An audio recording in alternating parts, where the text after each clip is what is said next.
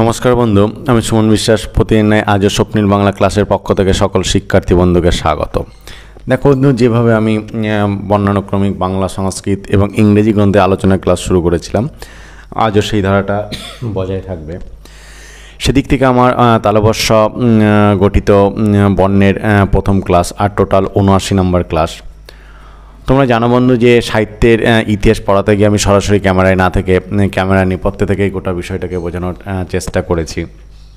আজও সেই চেষ্টাটাই করব, কেননা সাহিত্যের ইতিহাস ক্লাসে বোর্ড ওয়ার্ক তেমন গুরুত্ব পায় না। তাছাড়া বন্ধু, তোমরা জানো আমার হাতের লেখাটা খারাপ বলে অযথা বোর্ড ওয়ার্কের সময় নষ্ট করতে চাইছি না, কারণ সেখানে সাহিত্যের ইতিহাস গুরুত্ব নয়, ব্যাকরণে সেটা দরকার হয় বলে কন্টিনিউ সেই চেষ্টাটাই কিন্তু করি। ফলে আজও ক্যামেরায় নেপথ্যে থেকে গোটা বিষয়টাকে কীভাবে তোমাদের সামনে সুন্দরভাবে উপস্থাপন করা যায় সেই চেষ্টাটাই করব। সেদিক থেকে আজ আমার তালবর্ষ বর্ণ নির্মিত প্রথম ক্লাসে যে গ্রন্থটা আলোচনা করব সেটা হচ্ছে শকুন্তলা। তোমরা প্রত্যেকেই জানো বন্ধু, শকুন্তলা একটা বাংলা সাহিত্য গ্রন্থ, মানে যাকে বলতে পারো প্রবন্ধ গ্রন্থ, যেটা ঈশ্বরচন্দ্র বিদ্যাসাগর কিন্তু লিখেছিলেন। এবার এই যে মহাকবি কালিদাস রচিত অভিজ্ঞান শকুন্তলমের ভাব অবলম্বনে এই উপন্যাস মানে প্রবন্ধ জাতীয় গ্রন্থটা লিখেছিলেন। মহারাজ দুষ্যন্তের মৃগয়ে গমন, তপবনের মধ্যে শকুন্তলার দর্শন এবং উভয় হৃদয়ে প্রগাঢ় অনুরাগ সঞ্চার, গান্ধর্ব বিবাহ, রাজার প্রত্যাগমন, শকুন্তলার প্রতি দুর্বাসার অভিশাপ, শকুন্তলার প্রতিগৃহে গমন এবং স্বামী কর্তৃক প্রত্যাখ্যান, অপ্সরালোকে বাস, দুষ্যন্তের অনুশোচনা, উভয়ের পুনর্মিলন প্রভৃতি ঘটনা সম্পন্ন এখানে কিন্তু সুন্দরভাবে লেখক তুলে ধরেছে। অর্থাৎ সংস্কৃত অভিজ্ঞান শকুন্তলম নাটক যেটা কালিদাসের, তাকে বাংলা ভাষায় খুব সুন্দরভাবে ভাবনাবাদ করে আমাদের এই গ্রন্থখানে কিন্তু ঈশ্বরচন্দ্র বিদ্যাসাগর উপহার দিয়েছেন। বাংলা সাহিত্যে বিদ্যাসাগর একটা বীভৎস মাইলস্টোন জাতীয় রচনা কিন্তু অভিজ্ঞান শকুন্তলম। পরবর্তী গ্রন্থ শকুন্তলা তত্ত্ব, এটা হচ্ছে একটা সমালোচনামূলক গ্রন্থ, লিখেছিলেন কিন্তু চন্দ্রনাথ বসু। মহাকবি কালিদাস প্রণীত যে অভিজ্ঞান শকুন্তলম নাটক, তার চমৎকারিত্ব দেখানোই এই গ্রন্থের উদ্দেশ্য। সেই উদ্দেশ্যে সাধনের জন্য দুষ্যন্ত, শকুন্তলা এবং নাটকে অন্যান্য চরিত্রের বিশ্লেষণ করে কার প্রকৃতি কীরূপ এবং কী কৌশলে কবি সেই সকল চরিত্রের সৃষ্টি করে তাদের সামঞ্জস্য রক্ষা করেছেন, সেটাই বিস্তৃতভাবে এখানে আলোচিত হয়েছে। পরিশেষে মহাভারতীয় শকুন্তলা উপাখ্যানের সঙ্গে নাটকীয় শকুন্তলা আখ্যানের কী প্রভেদ, সেটাও কিন্তু এখানে দেখানো হয়েছে। পরবর্তী উল্লেখযোগ্য গ্রন্থ শকুন্তলা রহস্য, যেটা হচ্ছে একটা বাংলা সমালোচনামূলক গ্রন্থ। এটা বেহিলাল সরকার এটা সংকলন করেছিলেন। এখানে পদ্ম পুরাণাস্তগত শকুন্তলা উপাখ্যানের সঙ্গে মহাকবি কালিদাসকৃত অভিজ্ঞান শকুন্তলমের আলোচনা করা হয়েছে। এরপর রয়েছে শঙ্কর বিজয়। তোমরা জানো বন্ধু, শঙ্কর বিজয় একটা বাংলা জীবনচরিত বিষয়ক গ্রন্থ। কালীপ্রসন্ন বিদ্যারত্ন কর্তৃক এটা সংগৃহীত হয়েছিল।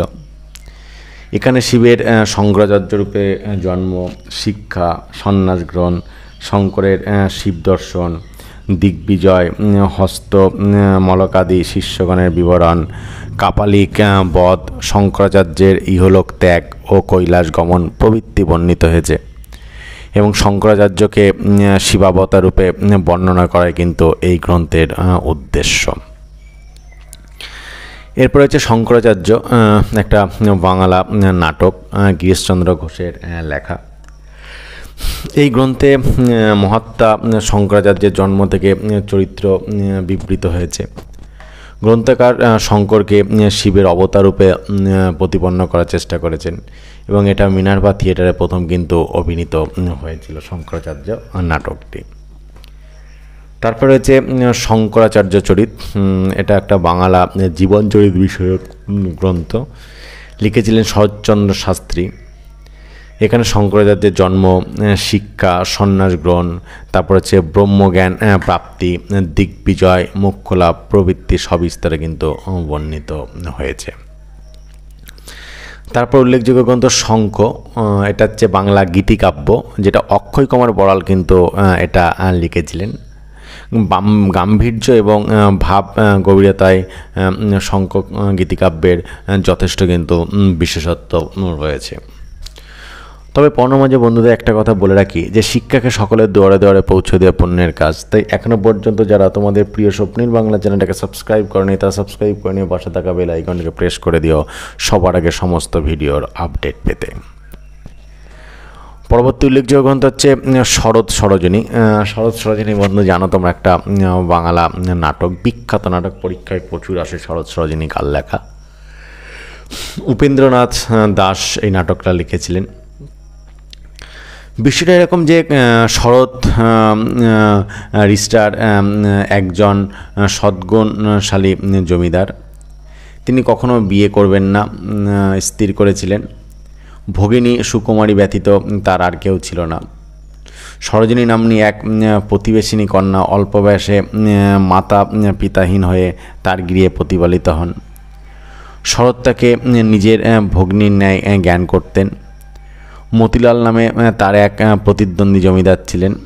মতিলালের গৃহে বিনয় নামে একটি বালক প্রতিপালিত হতো। তার পিতা মৃত্যুকালে ৮,০০০ টাকার সঙ্গে তাকে মতিলালের হস্তে সমর্পণ করে যান। মতিলাল ওই টাকাগুলি আত্মসাৎ করার জন্য বিনয়কে বাড়ি থেকে তাড়িয়ে দেন এবং দস্যুর দ্বারা তাকে হত্যা করার চেষ্টা করেন। শরৎ তাকে রক্ষা করেন। এদিকে মতিলাল শরতের ভগ্নী সুকুমারীকে বিয়ে করার জন্য ঘটকি পাঠিয়ে দেন।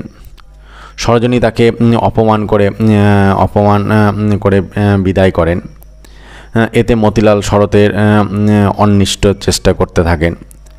সরোজিনী এই সংবাদ কলকাতায় শরতের নিকট পাঠাইলে শরৎ বিনয়কে বাড়িতে পাঠিয়ে দেন। এই সময় বিনয় ও সুকুমারীর মধ্যে প্রণয়ের সঞ্চার হয়। সরোজিনী পূর্ব থেকেই শরৎকে ভালোবেসেছিলেন। কয়েকদিন পরে মতিলাল সুকুমারীকে হরণ করার জন্য শরতের বাড়িতে ডাকাতি করান।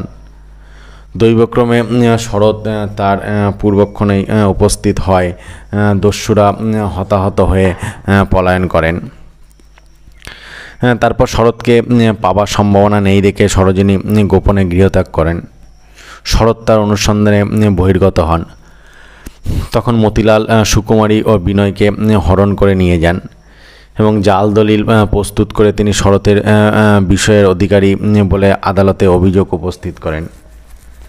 কিন্তু তার উপপত্নী ভাতৃজায়ের চেষ্টায় তাহা বিফল হয় এবং তারই হস্তে মতিলাল জীবন বিসর্জন করেন। পরে নানা বিঘ্ন বিপদ অতিক্রমণ করিয়া শরৎ বাড়িতে প্রত্যাবর্তন করেন। সরোজিনী তার অনুরাগের বিষয়ে অবগত হয়ে সেখানে উপস্থিত হন। পরে সরোজিনীর সঙ্গে শরতের এবং সুকুমারীর সঙ্গে বিনয়ের শুভ মিলন হয়। এটাই হচ্ছে উপেন্দ্রনাথ দাশের শরৎ সরোজিনী বাংলা নাটকের মূল বিষয়। খুবই জনপ্রিয় একটা নাটক কিন্তু শরৎ সরোজিনী। এরপর হচ্ছে বাংলা সাহিত্যের আরেক মাইলস্টোন শর্মিষ্ঠা, যেটা বাংলার মিলনান্তক নাটক, মাইকেল মধুসূদন দত্তের লেখা। বাংলা সাহিত্যের প্রথম সার্থক নাটক হচ্ছে শর্মিষ্ঠা। বিষয়টা এরকম যে দৈত্যরাজ কন্যা শর্মিষ্ঠা শুক্রাচার্যের কন্যা দেবযানীকে কূপে নিক্ষেপ করলে মহারাজ যযাতি এসে তার উদ্ধার করেন। তারপর শুক্রাচার্যের ক্রোধ অপদমনের জন্য দৈত্যরাজ শর্মিষ্ঠাকে দেবযানীর দাসিত্বে নিযুক্ত করে যান। উদ্ধারকর্তা যযাতির উপর দেবযানীর প্রণয় সঞ্চারিত হয়েছে জানতে পেরে শুক্রাচার্য প্রিয় শিষ্য কপিলকে প্রতিষ্ঠানপুরে পাঠান এবং সেখান থেকে যযাতিকে আনিয়ে তার সঙ্গে কন্যার বিয়ে দেন। দেবযানীর সঙ্গে শর্মিষ্ঠা পরিচারিকা রূপে রাজধানীতে আনিত হন এবং তিনি রাজার প্রতি প্রণয়াসক্ত হয়ে পড়েন। পরে গোপনে গান্ধর্ব মতে রাজার সঙ্গে তার বিয়ে হয়। এর কিছুদিন পর রাজা দেবযানীর সঙ্গে ভ্রমণ করতে করতে একটি উদ্যানে উপস্থিত হলে শর্মিষ্ঠার গর্ভজাত পুত্রদ্বয় পিতৃ সম্বোধনে রাজার নিকট উপস্থিত হয়। দেবযানী তখন সমস্ত ব্যাপার বুঝতে পেরে ক্রোধ ভরে সখী পুণ্যিকার সঙ্গে রাজপুরী পরিত্যাগ করে পিতার নিকট যাত্রা করেন। সেই সময় শুক্রাচার্য কন্যা দহিত্র দর্শনাদি প্রায় রাজধানী অভিমুখে আসছিলেন। পথে দেবযানীর সঙ্গে তার সাক্ষাৎ হয়। কন্যার মুখে সমস্ত অবগত হয়ে কন্যার অনুরোধে তিনি রাজাকে জরাগ্রস্ত হবার শাপ দেন। পরে অনুতপ্ত হয়ে দেবযানী অভিশাপ প্রত্যাহার করতে বললে শুক্রাচার্য রাজাকে সহস্র বৎসরের জন্য পুত্রে জরাভা সমর্পণ করে যৌবন উপভোগ করার বর দেন। দেবযানীর দুই পুত্র এবং শর্মিষ্ঠার গর্ভজাত জ্যেষ্ঠ ও মধ্যম পুত্র পিতার জরাভার গ্রহণে অস্বীকৃত হইলে রাজা তাদের শাপ দেন। পরে শর্মিষ্ঠার কনিষ্ঠ পুত্র পিতার জরাভার গ্রহণ করলে রাজা পুনর্যৌবন প্রাপ্ত হয়ে রাজকার্য করতে থাকেন। তখন শুক্রাচার্য সহস্তে শর্মিষ্ঠাকে রাজার হাতে সমর্পণ করেন এবং পুরুর দ্বারা তার গৌরব বৃদ্ধি হবে বলে যে এই ঘটনা ঘটেছিল তাহা বুঝিয়ে দেন। দেবযানীও সপত্নী ভার ত্যাগ করে শর্মিষ্ঠাকে সাদরে গ্রহণ করেন। এটাই হচ্ছে বাংলা সাহিত্যের প্রথম সার্থক নাটক মাইকেল মধুসূদন দত্তের লেখা শর্মিষ্ঠার মূল বিষয়, মহাভারতের কাহিনী অবলম্বনে, যেটা আমাদের মাইকেল মধুসূদন দত্ত কিন্তু লিখেছিলেন। দেখো বন্ধু, এই যে বর্ণানুক্রমিক বাংলা সংস্কৃত এবং ইংরেজি গ্রন্থের সংক্ষিপ্ত আলোচনার ক্লাস, এর কিন্তু যথেষ্ট গুরুত্ব রয়েছে। তোমরা প্রত্যেকেই জানো যে কলেজে যারা পড়ছো কোনো একটা সেমিস্টারে কিন্তু সাহিত্যের ইতিহাস তোমাদের পড়তেই হয়। সেখানে 2 নম্বর, 5 নম্বর এবং 10 নম্বরের প্রশ্ন আসে। তাছাড়া বিভিন্ন কম্পিটিশন পরীক্ষায় কিন্তু এখানটায় প্রশ্ন আসতে দেখা যায়। যেমন এটাতে প্রচুর আছে শরৎ সজনী কার লেখা, শকুন্তলা কার লেখা, শর্মিষ্ঠা কার লেখা, বা বাংলা সাহিত্যের প্রথম সার্থক নাটক কী। সেদিক থেকে সাহিত্যের ইতিহাসের ক্লাসে যথেষ্ট কিন্তু গুরুত্ব রয়েছে বলেই কিন্তু মনে হয়। তারপরে হচ্ছে শব্দকল্প দ্রোম। তোমরা জানো বন্ধু, এটা সংস্কৃত একটা অভিধান গ্রন্থ, রাজা স্যার রাধাকান্ত দেব বাহাদুর কর্তৃক সম্পাদিত। অ থেকে আরম্ভ করে কয়মধ্যন্যাস পর্যন্ত যাবতীয় স্বরবর্ণ এবং ব্যঞ্জনবর্ণের অন্তর্গত শব্দসমূহের সংস্কৃত অর্থ, প্রতিশব্দ, উৎপত্তি, ধাতু প্রভৃতি, ছাত্র ব্যবস্থা এবং প্রয়োজনীয় বিবিধ পৌরাণিক আখ্যায়িকা এখানে সন্নিবেশিত হয়েছে। শব্দকল্পদ্রোম সম্পাদনা এবং প্রচার রাধাকান্ত দেবের বহুদিনের পরিশ্রম এবং প্রভূত অর্থব্যয়ের ফল। এই সুবিস্তৃত গ্রন্থ প্রণয়ন করে তিনি জগৎব্যাপী যশ উপার্জন করেছিলেন। প্রথম সংস্করণ তিনি বিনামূল্যে বিতরণ করেন। বহুকাল পরে হরিচরণ বসু হিতবাদীর এবং বসুমতীর সত্ত্বাধিকার দ্বয় পৃথক পৃথক ইয়ার এক একটি সংস্করণ বাহির করে বিক্রয় করেন। পরবর্তী গ্রন্থ শশাঙ্ক, যেটা ঐতিহাসিক উপন্যাস, রাখাল দাস বন্দ্যোপাধ্যায় লিখেছিলেন। মুসলমান বিজয়ের পূর্বে বাঙালি জাতির ঐতিহাসিক ঘটনা অবলম্বনে এই উপন্যাস রচিত। গৌরাধীপ শশাঙ্ক এর প্রধান চরিত্র। লেখক উত্তরাপথের 7ম শতাব্দীর চিত্র এখানে তুলে ধরেছেন। এরপরে হচ্ছে শাণ্ডিল্য সূত্র, যেটা সংস্কৃত দর্শনশাস্ত্র, ভাষ্য এবং বঙ্গানুবাদ সহ এটা লেখা। স্বপ্নেশ্বরবিদ বিরচিত, উপেন্দ্রনাথ মুখোপাধ্যায় কর্তৃক সম্পাদিত। এখানে আত্মতত্ত্ব, ব্রহ্মজ্ঞান, যোগ, সমাধি, ভক্তি প্রভৃতি নিরূপিত হয়েছে এবং এখানে ঈশ্বরের অস্তিত্ব কিন্তু স্বীকৃত হয়েছে। তারপরে হচ্ছে সাপা বসানাম, নাম শুনে বুঝতে পারছো বন্ধু সংস্কৃত নাটক।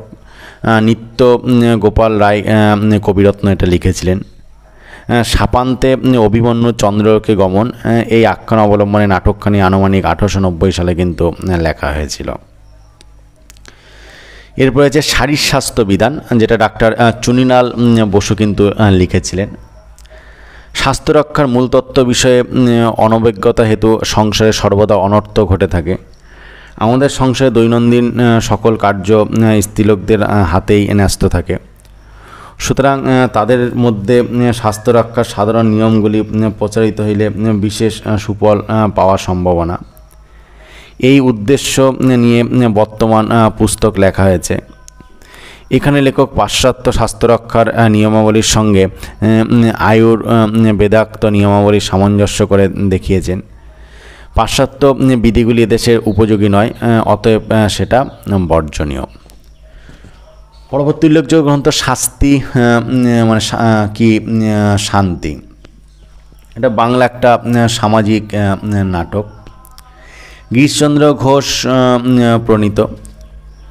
বিধবা বিবাহের ফল কীরূপ ইহাই লক্ষ্য করে এই নাটক রচিত হয়েছে। প্রসন্ন কুমার নামক এক ধনী ব্যক্তির এই 2 কন্যা ভুবনমোহিনী এবং প্রমোদা ও এক শুদ্ধাচারপরায়ণা বিধবা পুত্রবধূ ছিল। প্রসন্ন কুমারের জ্যেষ্ঠ জামাতা মৃত্যুকালে নিজের সমস্ত সম্পত্তি স্ত্রীর নামে উইল করে বন্ধু প্রকাশবাবুকে তার এক্সিকিউটর করিয়ে যান। ক্রমে প্রকাশবাবুর সঙ্গে বিধবা ভুবনমোহিনীর গুপ্ত প্রেম সংগঠিত হয়। এদিকে প্রমোদা বিভরাত্রিতেই বিধবা হয়। বালিকা কন্যার ব্রহ্মচর্য অসহ্য হয় এবং ভুবন মোহিনীর অধপতন দর্শনে প্রসন্ন কুমার প্রমোদার আবার বিবাহ দেন। কিন্তু প্রমোদা তাতেও সুখী হয় না। তার স্বামী নানা প্রকার অর্থ নষ্ট করে প্রমোদাকে কষ্ট দিতে থাকে। এদিকে প্রকাশবাবুর সঙ্গে গুপ্ত প্রেমের ফলে ভুবন মোহিনীর গর্ভ হয়।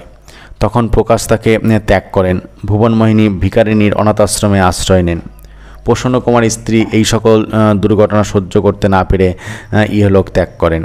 প্রসন্ন কুমার শেষে ভুবন মোহিনীকে হত্যা করে আত্মহত্যা করেন। এটাই কিন্তু শাস্তি কি শান্তি গিরিশচন্দ্র ঘোষের বাংলা নাটকের মূল বিষয়। পরবর্তী উল্লেখযোগ্য গ্রন্থ শিখ ইতিহাস। তোমরা জানো বন্ধু, এটা বাংলা ইতিহাস গ্রন্থ। দুর্গাদাস লাহিড়ী এটা লিখেছিলেন। এখানে শিখ জাতির উৎপত্তি, শিখ ধর্মের ক্রমোন্নতি, বিস্তার এবং প্রাধান্য লাভ, শিখ গুরুগণের কাহিনী, তাদের অসাধারণ আত্মত্যাগ ও স্বদেশ হিতৈষণা, শিখ রাজ্যের উত্থান ও পতন কাহিনী, পঞ্জাব কেশরী রঞ্জিত সিং, ইংরেজের সঙ্গে শিখদের যুদ্ধ, ইংরেজের পঞ্জাব অধিকার প্রভৃতি সবিস্তারে বর্ণিত হয়েছে। এবং পরিশেষে শিখ গুরুগণ কৃত গ্রন্থ সম্যের বিবরণও কিন্তু রয়েছে। এটা পরবর্তীকালে কানিংহাম সাহেবের হিস্ট্রি অব দ্য শিখস গ্রন্থ অবলম্বনে এটা লিখিত হয়েছিল। কিন্তু কানিংহামের গ্রন্থে দ্বিতীয় শিখ যুদ্ধের বিবরণ নেই। এখানে উক্ত বিবরণও কিন্তু প্রদত্ত হয়েছে। আশা করছি বন্ধু আজও তালবর্ষ নির্মিত প্রথম ক্লাসে এবং টোটাল 79 নম্বর ক্লাসে তোমাদের একটা সুন্দর তত্ত্ববল ক্লাস উপহার দিতে পেরেছি। তারপরে বন্ধু কোথাও যদি কোনো সমস্যা হয়ে থাকে অবশ্যই বন্ধু কমেন্ট বক্সে গিয়ে কমেন্ট করে জানাবে। আমি যথাসম্ভব তার উত্তর দেওয়ারও কিন্তু চেষ্টা করব। আজকের ক্লাসটা এই পর্যন্তই। নমস্কার বন্ধু।